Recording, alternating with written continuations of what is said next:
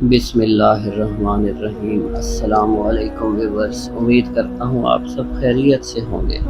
قاتلان حسین رضی اللہ تعالیٰ عنہ کا عبرتناک انجام۔ جس وقت حضرت حسین رضی اللہ تعالیٰ عنہ پیاس سے مجبور ہو کر دریائے فرات پر پہنچے، پانی پینا چاہتے تھے کہ کم بخت حسین بن نمیر نے تیر مارا جو آپ کے دہنے مبارک پر لگا۔ جس وقت آپ کی زبان سے بے ساختہ بد دعا نکلی، یا اللہ، رسول اللہ کی بیٹی کے فرزند کے ساتھ جو کچھ کیا جا رہا ہے میں اس کا شکوہ آپ ہی سے کرتا ہوں۔ یا اللہ، ان کو چن چن کر قتل کر ان کے ٹکڑے ٹکڑے فرما دے، ان سے کسی کو باقی نہ چھوڑ۔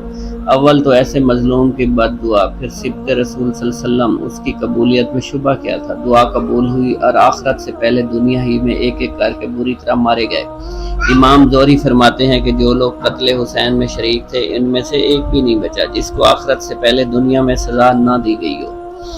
کوئی قتل کیا گیا، کسی کا چہرہ سخت ہو گیا یا مسخ ہو گیا، یا چند ہی روز میں ملک سلطنت چھین لیے گئے، اور ظاہر ہے یہ ان کے اعمال کی اصلی سزا نہیں بلکہ اس کا ایک نمونہ ہے جو عبرت کے لیے دنیا میں دکھایا گیا تھا۔